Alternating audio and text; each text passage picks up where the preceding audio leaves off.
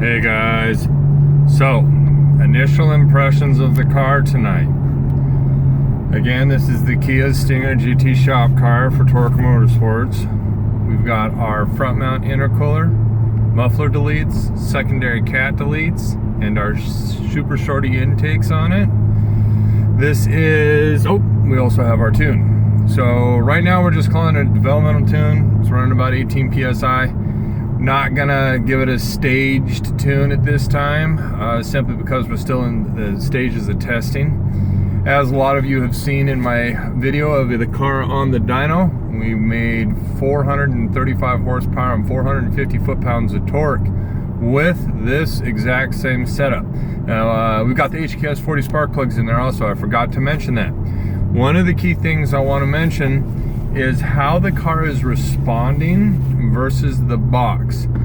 Shifts are much more precise. They're just seem more in tune with the engine. Engine and transmission seem to be working a lot better together. One of the other things I'm noticing with the lap 3 box 91 octane setting, I was getting a lot of, even with HKS 40 spark plugs, we were getting a lot of what felt like ignition breakup or inconsistency in the tune. All of that inconsistency and all of the ignition breakup, it's the best I can describe it, appears to be gone. Ran the car out to 100 miles per hour a couple of times before we started recording, and the car's just amazing. The acceleration is unheard of in what I've been, or it's just unfelt, more so now than it was with the box. What am I trying to explain there is that the performance aspects are unreal once you start getting moving through the gears. Once you start clicking through the gears, the performance aspects are stunning. Compared to like an M4, which I've driven, older M5 with the V10. This is seamless acceleration, no drop between gear changes. It just flat moves. So what I'm gonna do now is I'm just gonna drive along here through city, jump out on the freeway. Hopefully we have a free moment on the freeway to get down and get boogie a little bit. Of course, we always like to drive safe when we're doing this kind of thing. So, you know, I got some cars and stuff like that on the road in front of me, behind me. I'm not going to go out and do anything crazy. But I do like to, you know, get the car out on the streets and, you know, let it extend its legs a little bit. Let her breathe a little, as, you know, some people would like to say.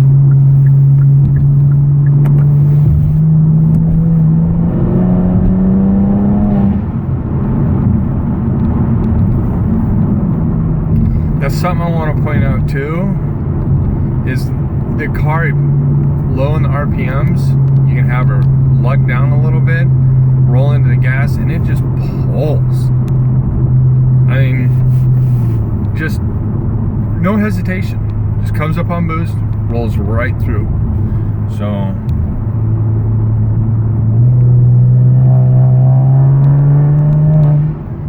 that's 5th gear, what, at 40 miles per hour? That is a good feeling to have the car just come up on power and pull. Now that's 450 foot-pounds of torque that we've got dialed back because we want to maintain the factory torque limits inside of the ECU.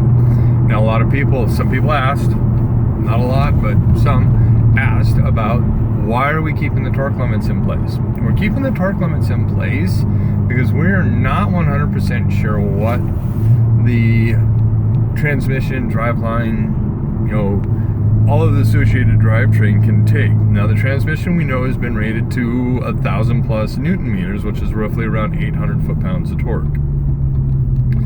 That is the transmission, not the axles, not the driveline, not the companion flanges. This car has companion flanges that rely on rubber shock absorbing gaskets that go in between the driveline and the differential that go in between the driveline and the transmission. Really common thing to use. I know it has a technical term and I know I'll remember that. Probably when the video is over, I'll be able to go like, oh yeah, I know what that was called. But it's a big rubber driveline isolator that dampens the shock loads from the engine into the drivetrain. They're made out of rubber. So I've got some concerns that those rubber isolators will, eventually have a failure. And that's something we don't want to see happen. So we're keeping torque limits set at 450 foot-pounds right now on the car. Does it have more in it? Absolutely. I think 500 foot-pounds of torque is going to be where our, where we land with the tune. I think 500 foot-pounds is going to be very feasible. So that is something that we feel confident in allowing the car to do, even with those rubber isolators and stuff in there. But as with all tunes and all development, we got to get test time. We got to run some test time on this. We got to make sure that we're not going to run any problems. We're not going to run any, speed limitation, gear limitation, gear exchange limitation. There's 100 limiters I can sit here and ramble on about. But what I'd rather do is show you guys what the car can do. So let's move on to that.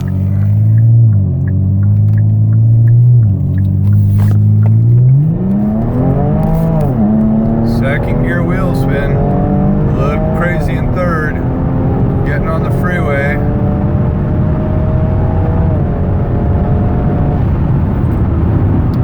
Oof. Yeah, she gets down and move boogies. But open road.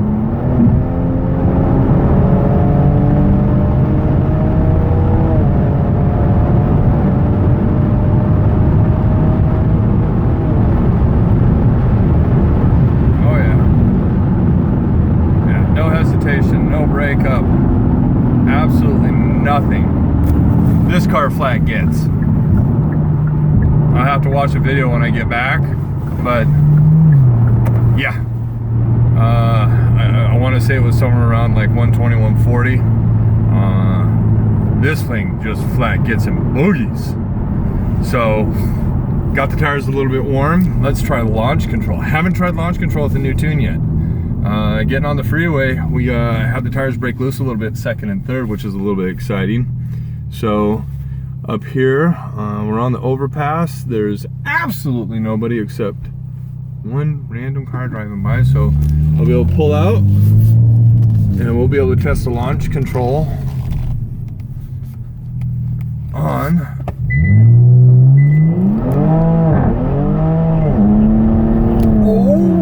Third gear burnout. I've never had that happen. Like straight third gear burnout. You know what? This may seem childish. I am going to turn around and I'm going to look at those burnouts. Bear with me while I spin this thing around really quick. Because yeah, those were actually somewhat impressive. So hang on a sec, guys.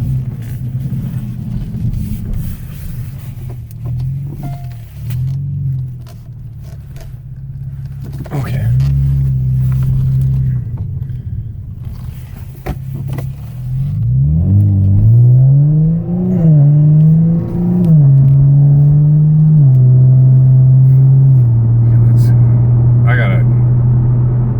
I normally don't do this. You have to understand this. I'm acting like a child in a candy store right now, but the new tune really is. I'm really, really happy with this tune. The tune and the mods on the car are working very well together. So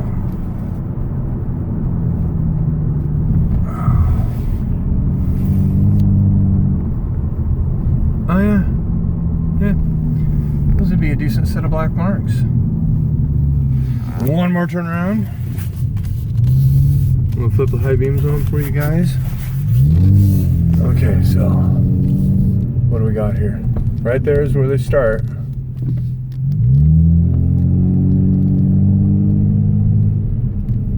And we fade out about there.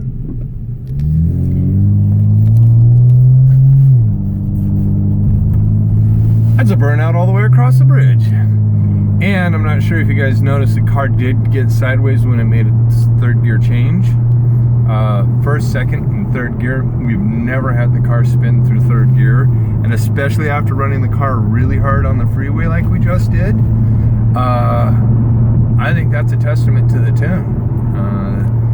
Got to get it to the track, got to get it to the quarter mile. IFO, Import Face-Off, is coming up this weekend, Sunday. We're still kicking around the idea that we may or may not attend. Not 100% sure if the car is going to be in its top form. It's absolute best performing state. We want to make sure that we have the car running, you know, as good as it should. So I'm a little, I don't know. I think there's more power to be had in the car, so we can get that 11-second pass. But I may run it like this. I'll post this video. You guys let me know. You post up and say, yeah, run it. Run it IFO. We want to see this 11-second attempt. So if you guys want to see that, let me know. As always, I appreciate everyone watching. I want you guys to subscribe if you haven't subscribed already. I want you to share the video. I know, share. It's Kia Stinger video. You get people saying it's just a Kia Stinger. It's a Kia. It's a Kia crap. Kia blah, blah, blah. You know, let me send you a postcard from, you know, I give a Kia shit what you think. Let's just share this so we can get the word out and let people know that the Stinger is a contender inside the Super Coupe market.